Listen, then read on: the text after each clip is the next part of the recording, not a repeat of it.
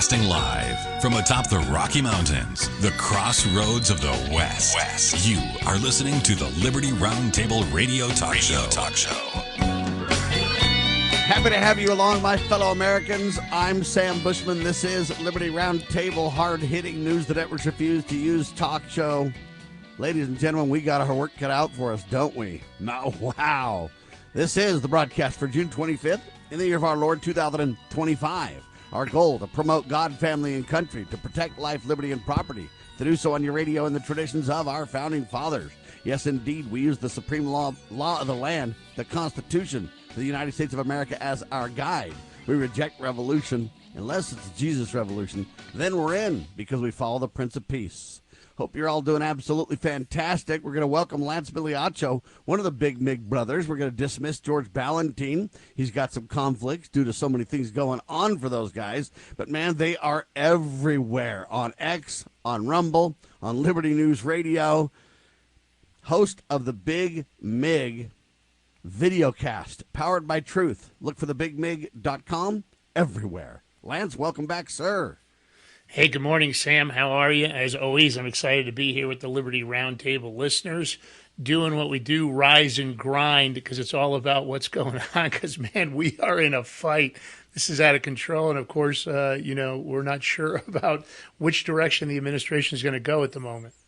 And in this case, when you say we fight for principles and principalities, and sometimes it even relates to powers and dominions and everything else. The problem is you don't know who your friend is in this fight half the time, it seems like. Yeah, that's absolutely the truth. Division and chaos seems to be the narrative for us at the current moment. Now, I normally would bring up a couple of quick headlines that I want to get to before our guest, but in this case, our guest is so adept that I want to bring our guest on first, and then we can talk about several things, including the headlines that I have for today. You want to do the honors, Lance? Yeah, I'm excited about today's show. Mike's an amazing guy. His name's Mike Ritland, and he spent 12 years as a U.S. Navy SEAL. He saw action in Operation IRAQI Freedom and the single largest mission in special operations history. He served as the lead trainer for the Navy SEAL K-9 program for their West Coast operations. Mike is such an accomplished guy. He's also a 3-time New York Times best-selling author, a speaker. He hosts a great podcast called Mic Drop. It's raw, it's unfiltered, it's wildly entertaining, and deep dive into candid conversations with experts, military veterans, and leaders who aren't afraid to tell it like it is. Mike's really so well-rounded, and I had him on the Big Mig show over on Rumble, and I wanted to get him on here for the Liberty Roundtable listeners. Of course, Mike made time for us, and there's so many things he's involved with that are so positive. He's got the Warrior Dog Foundation, and I can't wait for him to talk about it and lots of other stuff, but there's really no reason for me to go on. Let's not leave him backstage any longer than we have to. Mic Drop, welcome back to Liberty Roundtable Live, sir. Thank you, gentlemen. I appreciate you having me, and I'm looking forward to talking with you guys. Now, I want to talk a little bit about your early life, because you know what? How do you get credentials to be a renowned public speaker, a triple-time author, a dog trainer, a Navy SEAL? You get all these accomplishments. You're a public speaker. You've been on every talk show under the sun. Now you reach the pinnacle with Liberty Roundtable Live. I'm just kidding. But really, how do you, starting in your early life, though, how does this all happen for you, Mike? Tell us about who you are. Well, I think first, thank you for the complimentary words, and it's humbling to even be in that type of conversation. But I will say it really all started with just a fascination and reverence for both of my grandfathers who were in World War II, and I just found myself having I would say, an uncommon fascination with that period of history and just patriotism, generally speaking. I was just one of those kids that, gravitated more towards military service and history, and again, just kind of that respect for the country, and it was always a big part of kind of my genetic code just woven in. And so when I decided to join the military about halfway through high school, I really do think that was the catapult that led to everything else, and I think it speaks volumes to both the selection process and the cadre, the culture, the community that the SEAL teams are, because my parents laid a phenomenal foundation. I was not one of those kids that had this crazy childhood that, all this eustress and chaos and trauma, fueled me to do great things or anything like that. It was quite the opposite, really, in that they were just very, very supportive and loving. And, I think that they threaded that needle of being overwhelmingly supportive, but still had enough kind of guardrails to keep you between the lines and not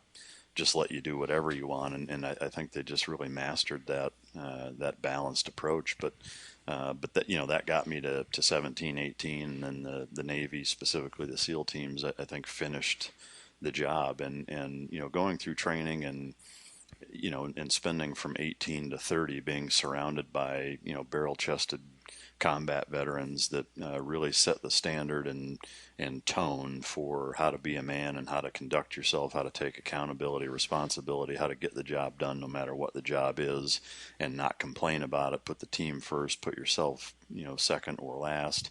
It really just forged that mentality and that discipline that led to everything subsequently post Navy SEAL team. So as much as I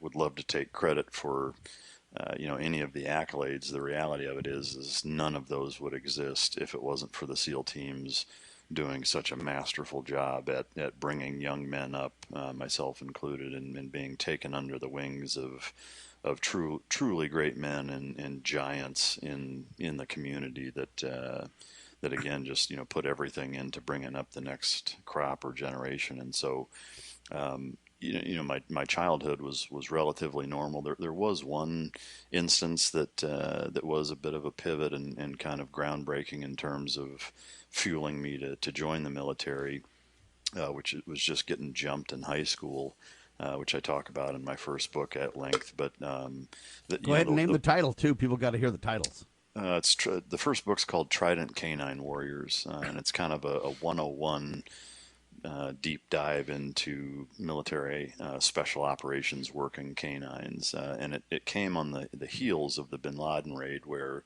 I think en masse the public was exposed to the realization that our special operations warriors are using dogs on the battlefield out in front of them.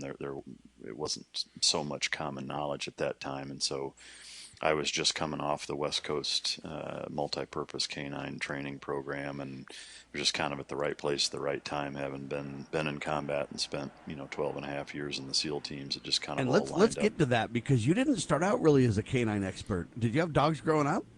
I did, but I had a dog. But growing up in relatively rural Iowa, bird dog hunting is a big pastime there, and so I had several friends who they and their dad had a small kennel of labs or retrievers or spaniels or what have you, and did a lot of duck hunting and training, and so that kind of opened the door to my fascination to the ruggedness of a working dog, the olfactory capabilities, and how impressive they were, just on a much smaller scale, obviously, than finding IEDs, but and then just the training component. And I was just fascinated by what they were able to get their dogs to do, and so that was kind of the introduction and exposure. And then it wasn't until I was actually in the military where I saw the capability and capacity of the working dog in that environment that really kind of, I would say, threw the door wide open and catapulted me into being just obsessed with that type of working environment. So the last 4 or 5 years that I was on active duty, I started working with the West Coast Multi-Purpose Canine Program and did some training with them in some schools. And I was just fortunate in that the SEAL Training Command is basically co-located with where the dog teams were at that time, and so I was around them a lot and saw them training, and I knew several of the guys that were handlers and trainers, etc. So it just kind of all came together, and I just dove headfirst into it. One kind of hiccup for me is that I contracted valley fever, which is a lung disease that I lost about 40% of my lung capacity, and they tried to medically retire me, and I managed to convince him to let me stay in for at least a few more years while I could kind of get ready to get out. And so that was a bit of a wrench in the gears, and was probably the biggest determining factor why I didn't stay in and become a handler, is I wasn't confident in my ability, physically, to not be a liability to the team with my lungs. Yeah, you got to keep up with the dogs, don't you? Yeah, which is impossible. So, sure. It's hard enough at full capacity. At limited capacity, it's a pipe dream. So, yeah, that. But it's a pipe dream. But God might lead your life to greater things in many ways. Not that serving in the military is not a great endeavor, but there are other avenues of solutions with that training expertise that you gained, and you basically got out and eventually started Warrior Dog Foundation, right? Absolutely, and even that, was something that kind of came to a head and was born out of necessity, vice, some grand plan to start it. I was, fairly freshly out of the military. I'd been out for about a year and a half, and I'd built my kennel facility and had, the 20-acre property, and was all set up and was doing, police dogs and things on a smaller scale. But there was an East Coast Tier 1 unit that had a couple of dogs that, both had been wounded in combat, done multiple deployments, and they were at the end of their service career.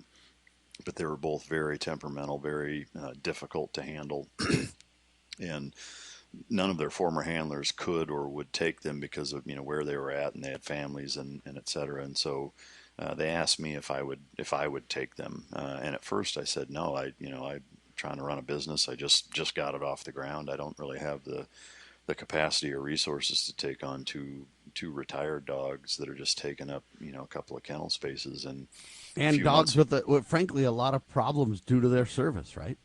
Absolutely. They can get what I would consider a form of canine PTSD. It's very similar to the human component, a little different. And I don't mean to focus on the negative side of it, but I want people to understand that there's repercussions even for animals. Hang on, I'm going to take a quick break. I want to play this commercial talking about the Warrior Dog Foundation. We'll come back and talk to Mike more about how that all started, what's happening now, and what we can do to be involved. Here it is.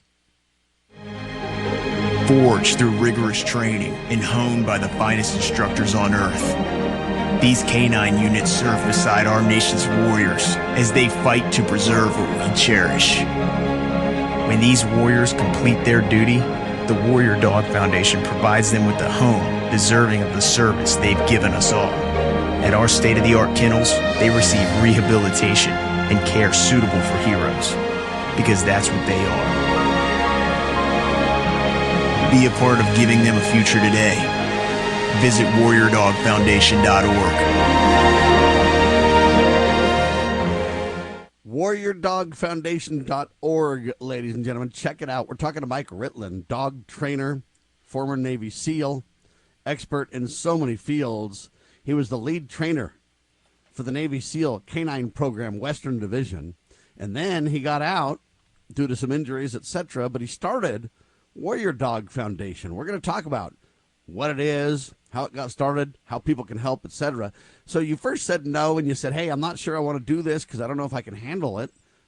Difficult dogs with, hey, what do I do with them and where do I have the space for them? But then what happened? So then a few months went by, and then they asked again, and to me, I could read between the lines quickly and realize that, okay, if you're asking me again, everybody else you've asked has said no. And so I just said, if none of us take these two dogs, what are you guys going to do with them? And they said, well, unfortunately, we'll probably have to put them to sleep because, any resources that we dedicate to them is just taking away from the on the ground operational dogs that we currently have in the rotation. And so it was really a matter of resources and kind of a difficult lesser of two evils kind of decision for them. And as soon as they told me that, I said, well, the heck with it, send them. I'll take them and I'll figure it out. So Lance, just really quick here, what happens is the Navy SEAL in him says, we'll find a way. Yeah. Absolutely. I mean, and I've got to say this, for anybody that's ever worked with dogs, it's so important. And what I find difficult is that there isn't a system in place and a budget in place to support, great endeavors like what Mike's doing. that was one of the things that really, jumped out to me. I saw Mike online, saw the work he was doing, and that's why I first reached out to him and his team to get him on my show, because I think that we need to bring sunlight onto this. Some people just, first of all, underestimate the role that these animals play in our, combat operations, and they're so important for the men and women that are serving. They've saved literally thousands of lives. And for me, that's the hard part, right? That we don't see this in a budget line already there. And, Mike, in your case, I just got to ask you, I know you've been working, I guess, with Eli Crane. What's the movement? Are we getting anything that's going to happen? Or, because I know the support and the services you provide are really so crucial. I'd like to see a line item budget in that big, beautiful bill. I'm not sure it's beautiful, or maybe it's too big, but this is something that's really crucial, isn't it?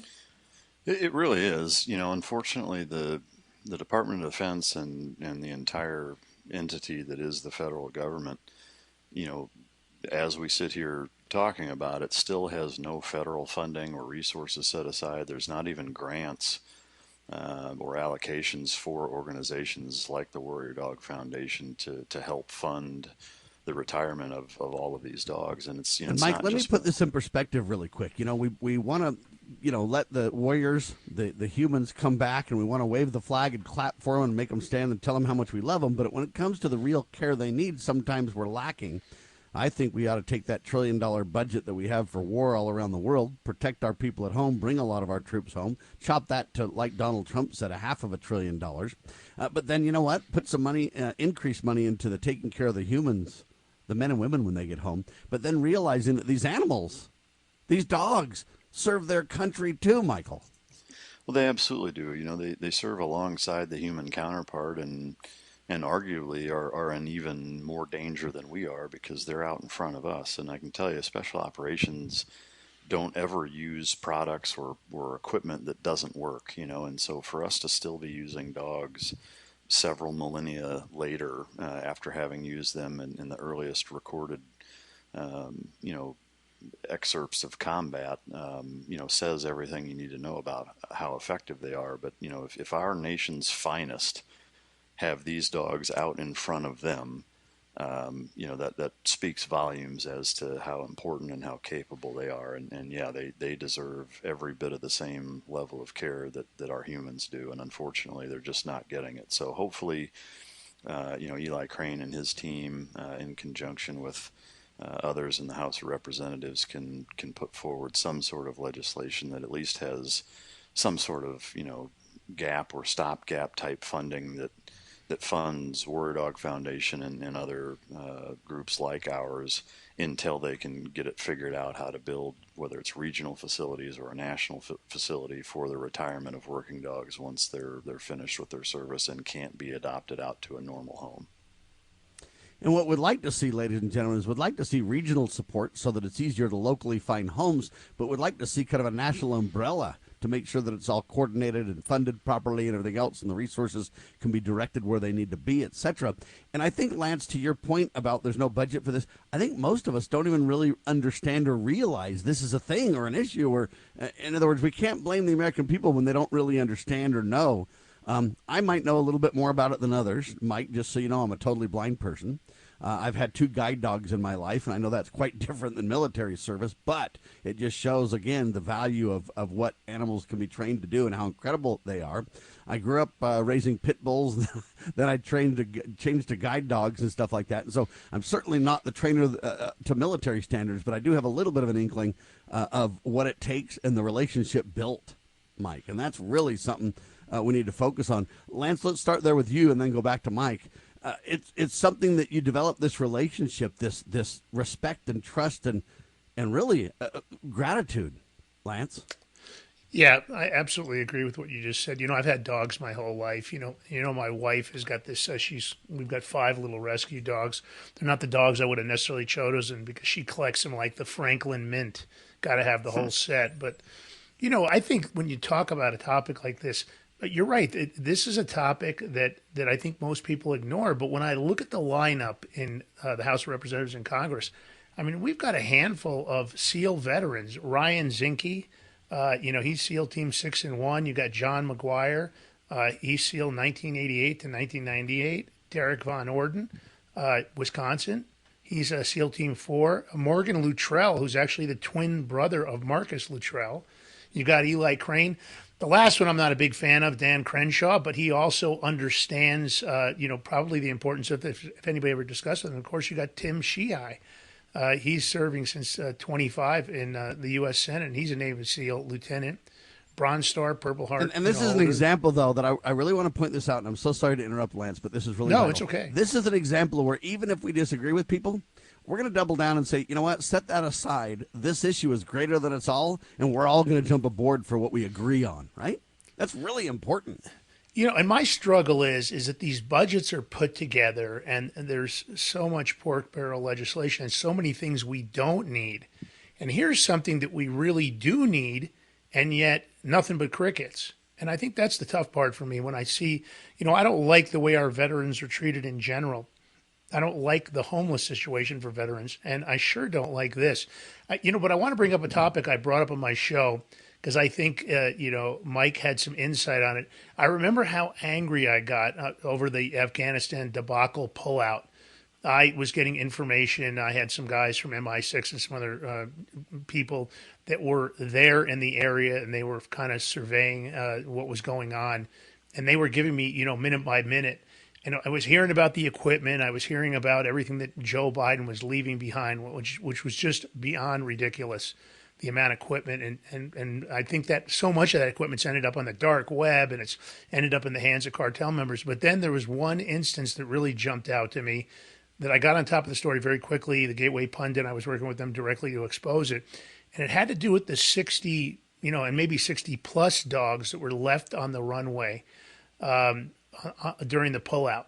And I got videos, I got lots of inside information. And when and of course I brought that up to Mike because I said, if anything would anger you, it's something like this when you see these animals just left behind. And Mike, maybe you can give us some insight. There was lots of discussions about whether they were contractor dogs, military dogs. A lot of people felt like maybe it was a cover-up by the Department of Defense. Maybe talk about that for a minute, how you felt about that first, because we shared that on my show. I'd like to share it here for the listeners so they can experience it firsthand. Yeah, so, just like you, the second I saw it, I think the implication was that we all assumed the worst and that these were, United States military working dogs that were just left in crates on an airfield. Fortunately, that wasn't the case. None of those dogs were actual Department of Defense, active duty working dogs, but no less of a tragedy in terms of how they were treated. But it was a non-U.S.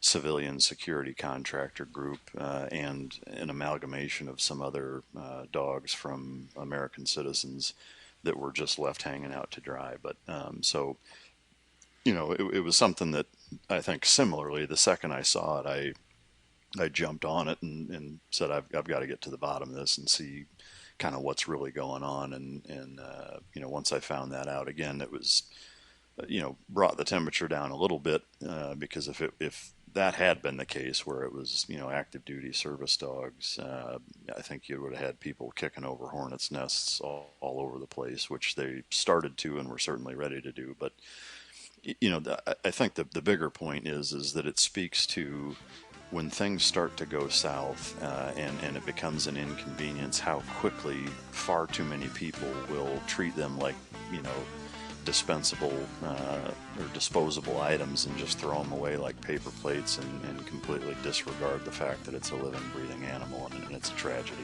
Amen to that. Quick pause, ladies and gentlemen. WarriorDogFoundation.org. We're talking to Mike Ritland. Lance Migliaccio's with me. Mike also is known for the Mike-Drop.com podcast. Check it out, Mike Drop. You can find it everywhere. Hang tight, 4 in seconds. You're listening to the one and only hard-hitting news the networks refuse to use. Liberty Roundtable live on your radio.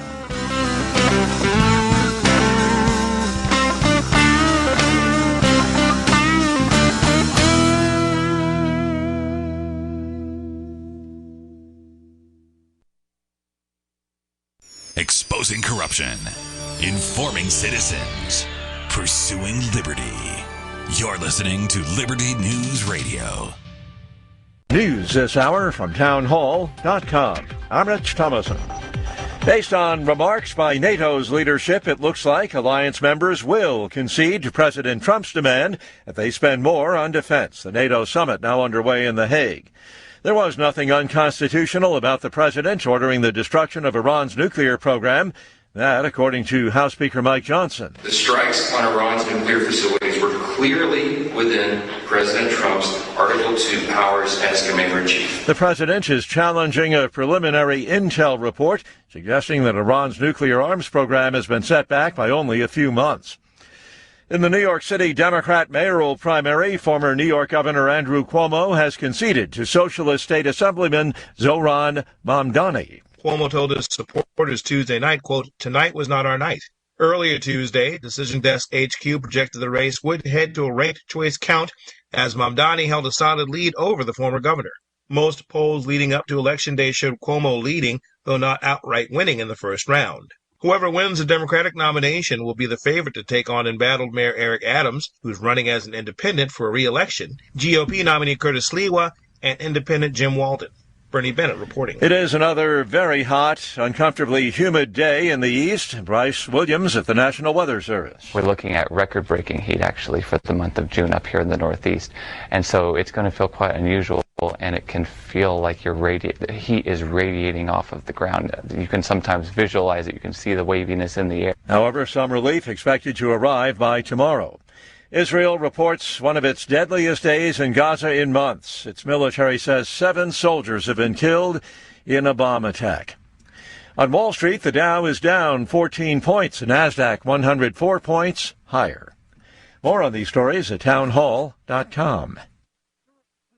3 years ago, I wrapped up a run of Annie playing Daddy Warbucks with the South Carolina Children's Theater. I was about 50 pounds overweight, tired, sick, fed up with the way I felt. Hi, it's Mike Gallagher. I had to do something. I scheduled my weight loss consultation with PhD Weight Loss and Nutrition. And as they say, the rest is history. Just a few months, I lost over 50 pounds. I took control of my health. 3 years later, I've kept the weight off and I feel better than ever. If you are where I was, do what I did. Call PhD Weight Loss and Nutrition. It'll change your life. It's fast, it's simple. They won't let you fail. Just give them a call at 855-696-2020 to schedule your weight loss consultation. That's 855-696-2020. 855-696-2020. Here's the best part. First 11 callers who mention the keyword healthy will get 2 free weeks added to their weight loss package. Don't wait. Call today. 855-696-2020. Mention healthy to get 2 free weeks or visit them at myphdweightloss.com, myphdweightloss.com. This is a battle between truth and deceit, a battle between forces that would enslave this country in darkness, and between a media that wants to present you with the truth. We are being censored. America's news outlets no longer provide the truth. 90% of news outlets in the United States are controlled by 6 corporations. The mission of the Epoch Times is to chase the truth, to ground all statements in fact. TheEpochTimes.com. Looking for an IT partner that truly understands your needs? Managed IT Services is the answer. We meet with you regularly to discuss your goals and form a tailored technology plan. Our customers have called us a trusted advisor who delivers. When it comes to IT, we do it all. Firewalls, cloud storage, server migration, and more. Say goodbye to long-term contracts and hello to a team that earns your business month after month. Call 801-706-6980 now and let Managed IT Services transform your IT experience. The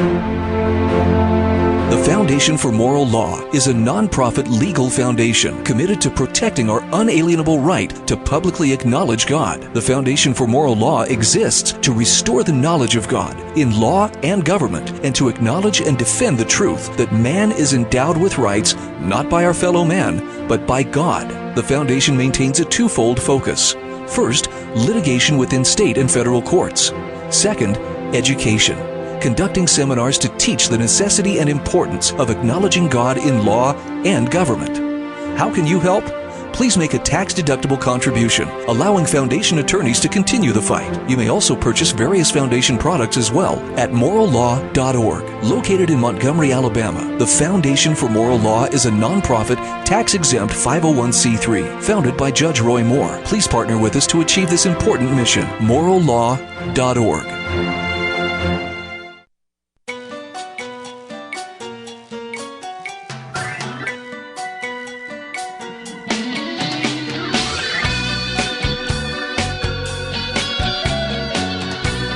Broadcasting live from atop the Rocky Mountains, the crossroads of the West. You are listening to the Liberty RoundTable Radio Talk Show.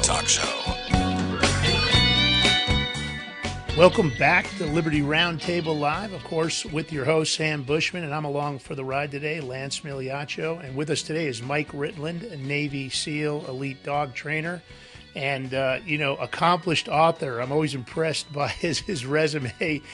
He seems so proficient. Writing is not the easiest thing to do, and you have to really have some discipline to do it, and I'm sure Mike's experience in the Navy SEAL helped with that. But we're talking about his experience as a Navy SEAL and, of course, his time as an elite dog trainer. And, Mike, I want to kick off with you here by asking, a lot of people are always curious. We've seen the Navy SEAL ads. Of course, that's drawn many in and many that didn't make it. You work with some of the most elite dogs on the planet. What do you think separates a good working dog from really a great one?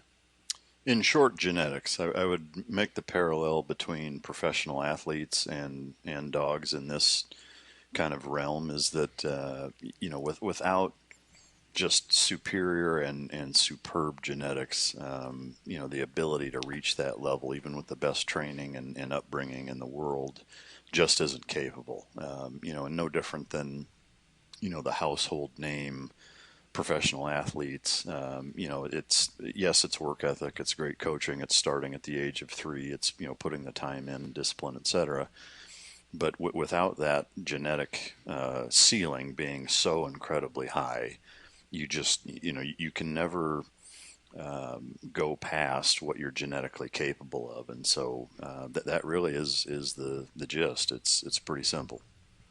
And let me ask you this, Mike, just out of understanding. So for guide dogs, and I don't know everything about all kinds of dogs, but for guide dogs, they used to have purebred German Shepherds only for the longest time. And then over time, they decided that, they had hip dysplasia and other issues. And so then they started eventually creating kind of these hybrid dogs where they were multiple breeds put together, so they were like a hybrid German Shepherd. They used golden retrievers and labs and different things, but every one of them had their kind of, and now they're starting to have kind of these hybrid dogs that are actually bred for, and over time developing the features that they want. Is that done too, or is it more of a purebred scenario? In short, yeah, I would say it is a bit of a hybrid mix. In the irony of breeding for specific physical traits is that you breed yourself into a corner over time and start to lose that, just like with, gymnasts or CrossFit athletes. Yeah, they get too purebred almost for that purpose to where it goes backwards, right? Well, sort of. I mean, it's the form over function argument or I guess principle, and that, if you're breeding for very specific function, form, generally speaking, will follow it, and their conformation will be very, very adept to that function. So I think where human beings have gone wrong is the AKC, UKC breeding for show line type of traits. That's where you see hip dysplasia and all these problems in some breeds that have just been bred for the way they look, or their color, coat markings, etc., and not for doing whatever job that they were originally designed to do. Again, look, the human equivalent is, we'll say a gymnast is probably the most paralleled, or like a high-level UFC fighter. Neither of those athletes ever work out to look good aesthetically, right? That has no bearing in any of their training, yet all of the athletes that are at the top of their game have, Adonis-like physiques, and it's because they're very, very functional, and dogs are really no different. So if you take any, American pet dog at this point, and you look at the breed standard from 100 years ago of what they were originally bred for, it'd be a fraction of a percentage of those dogs that are still being bred for that purpose. So at this point, breed is more of a paint job than it is anything else for your average standard American pet dog. I would say the domesticated American dog is the breed. And the paint job is what most people would consider breeds, but there's not a huge difference because they've all been bred for kind of ultimate domestication, very biddable dogs that are, low drive, they're easy to deal with, that aren't confrontational, that aren't dominant, that don't guard resources, they're not leash reactive. Those are all sought after traits in an easy or good pet dog. Most of those traits make lousy working dogs. So that's really the key difference. Mike, tell me, what makes the perfect combat dog? Well, it's a combination of, I would say, unflappable temperament and environmental nerves, a dog that is never unsure of himself, just ultimate supreme confidence, a really, really high level of prey drive, a really, really high level of hunt drive, and then what I would consider, or a lot of us in the industry would call, natural forward aggression.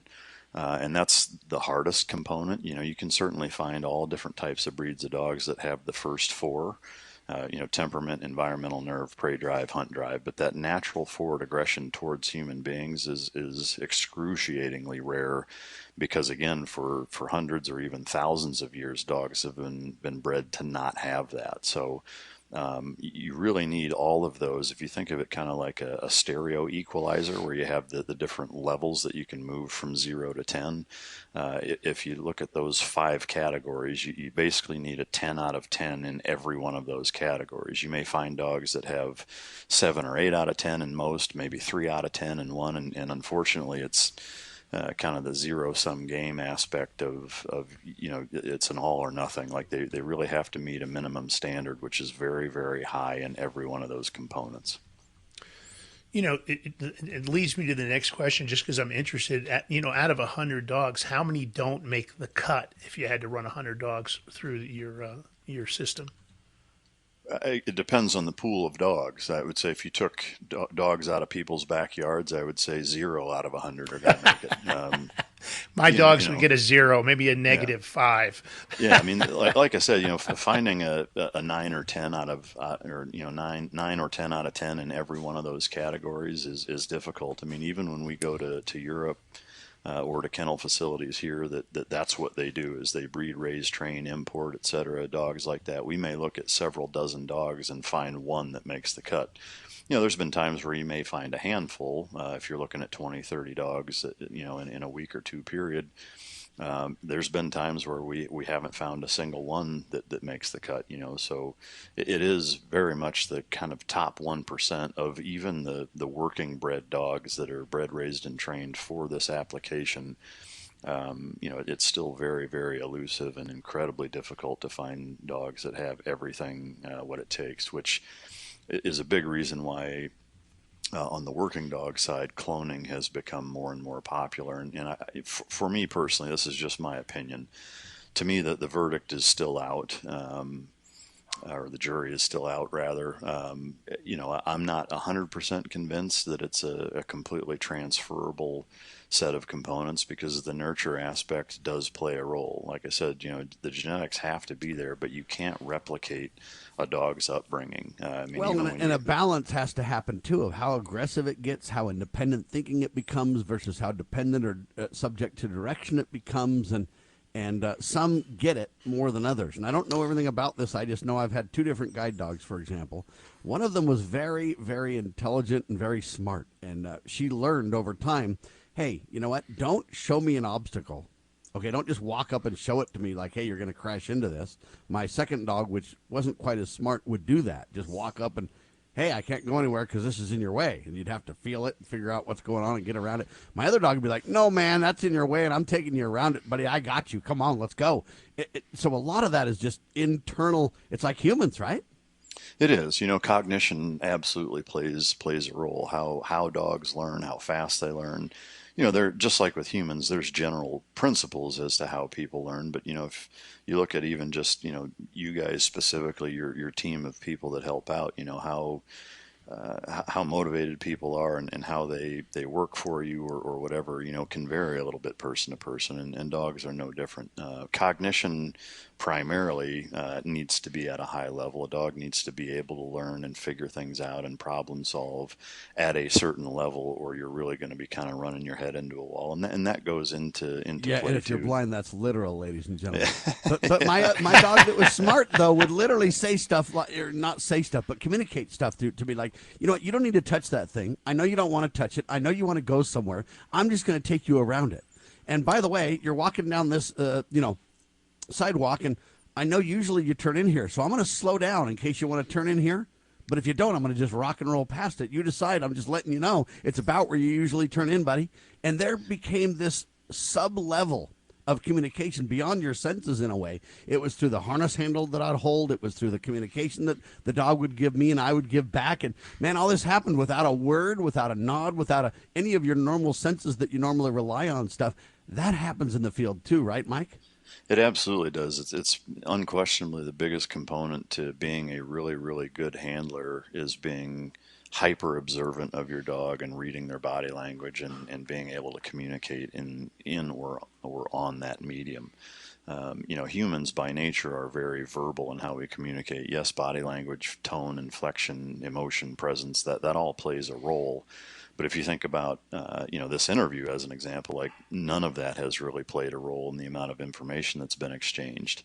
But if you now put yourself in the dog's shoes where there's none of that, yes, they communicate verbally, but it's a very small percentage in terms of their overall communication style. And so, the majority of their communication is nonverbal. It's very subtle body language cues, and there's a lot going on kind of beneath the surface there that I think most people are completely unaware of. But it is a brilliant communication, Lance. It is something that it takes time to gain the trust, it takes time to earn, and it takes time to develop. It becomes a team, Lance. Yeah, absolutely. And, it's funny, a lot of people that don't pay, I think, close attention to their animals, they miss those little cues and signals. And Mike, I got to ask you, we've all seen, of course, social media is just full of the Belgian Malinois videos of them, being the incredible athletes that they are. We've seen them in movies. You see them online.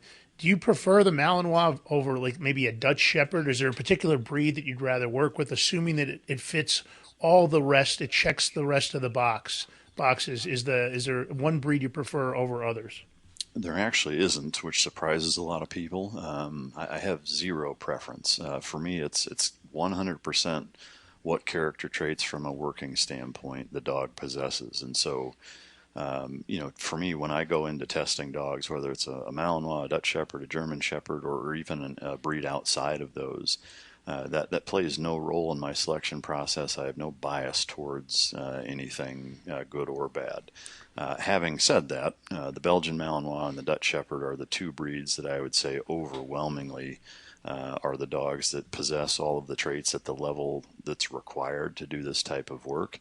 German Shepherds are a little rarer to find. I think, again, going back to kind of I don't want to say overbreeding necessarily, but just I would say mismanaged breeding or breeding for non-working traits has played a role in kind of watering down the genetic components of the dog. But yeah, so the Belgian Malinois and the Dutch Shepherd are the most common, but I don't really have a preference for it. I mean, to me, a good dog is where you find it, and I've certainly seen dogs outside of those breeds that did possess it. I want to caveat or asterisk that with, it's very, very rare to find that, though.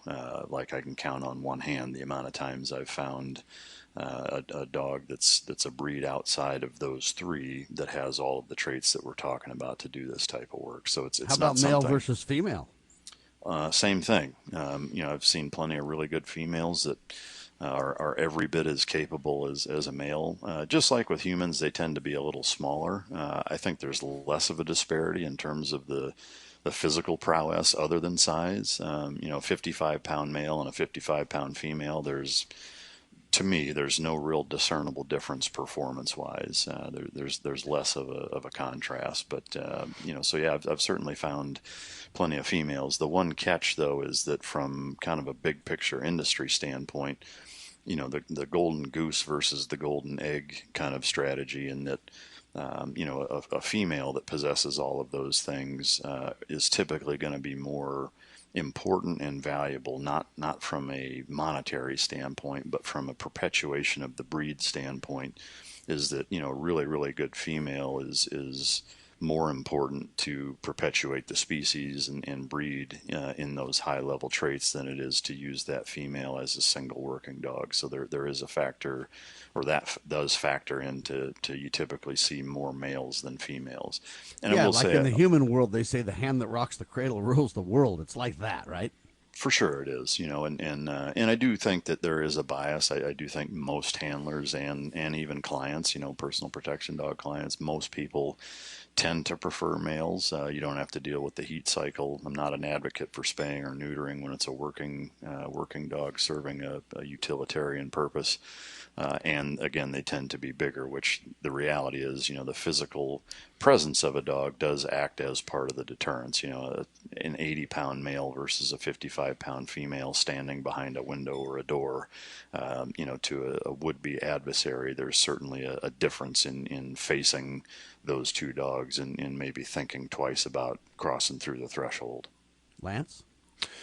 Yeah, it's so interesting, and I think people are so intrigued by this. I know after your last interview on my show, I had lots of people that emailed me and DM'd me, and I had brought up some names to you, some combat dogs that have ended up in some of the news cycles. They're pretty well known, and I just wanted to have you share some of your experience. I know you didn't work with all of them, but you had some knowledge about all of them, and I thought we'd just jump in with, let's talk about Cairo. That was the Belgian Malinois that went on the Bin Laden raid with SEAL Team 6.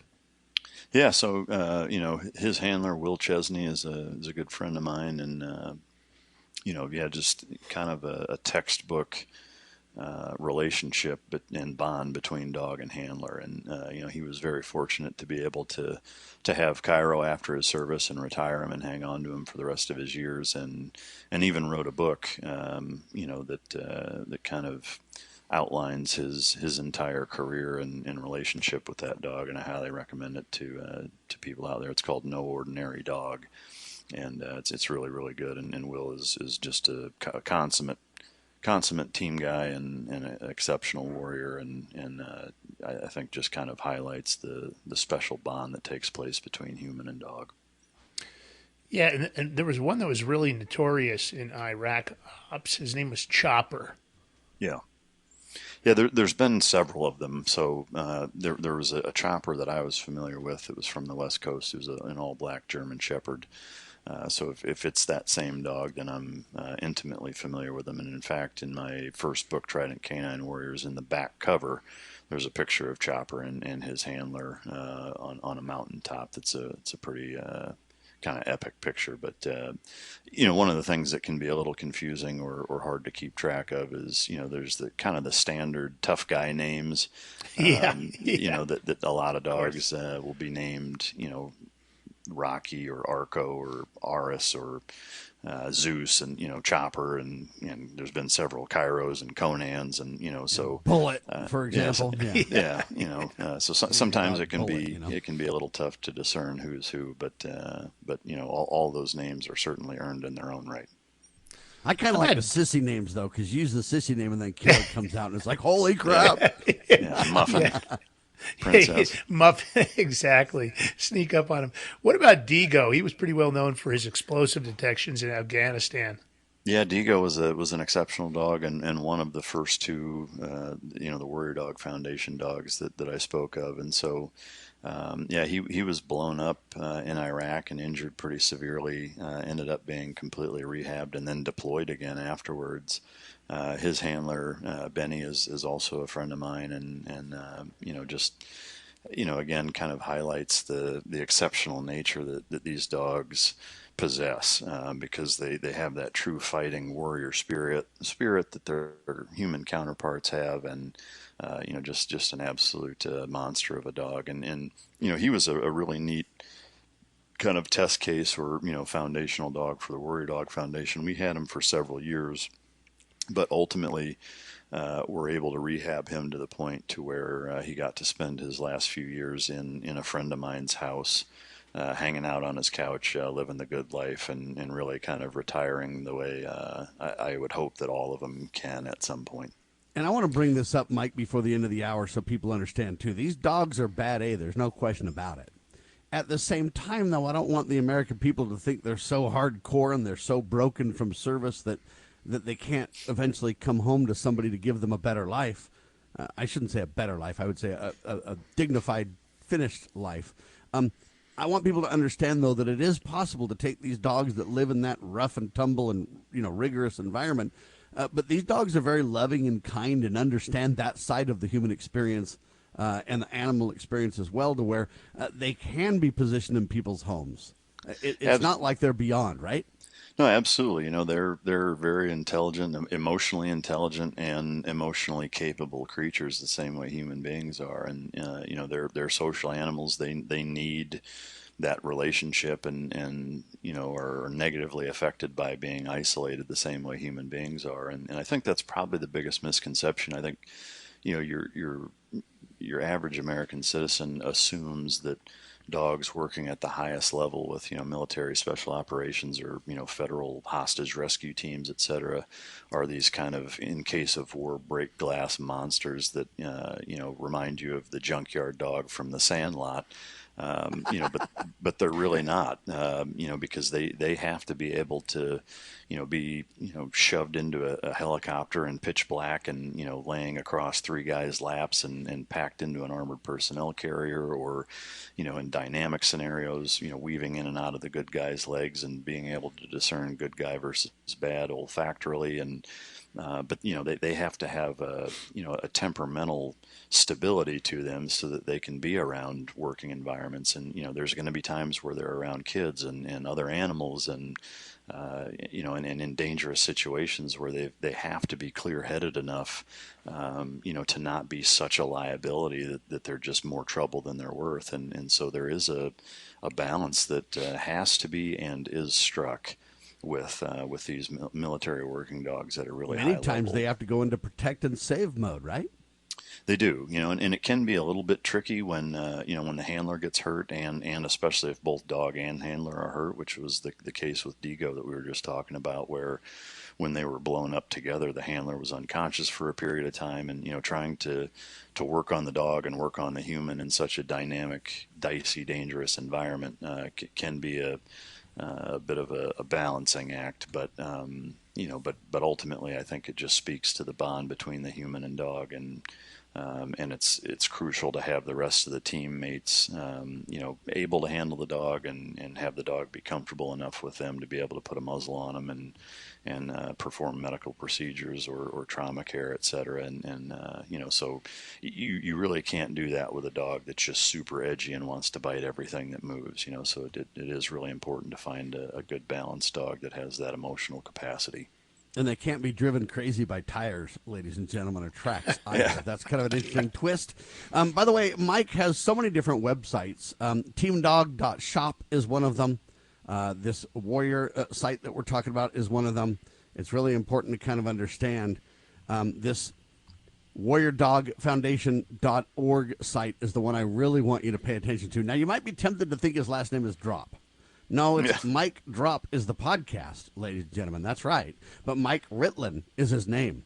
And it's really important to understand his website is mike-drop.com. That way you can check out the podcast. This guy's got a lot of talents. We're talking about dogs and his dog training and his military service and everything else. But this guy's a public speaker that deals with business and all kind of things, too. And he runs multiple businesses.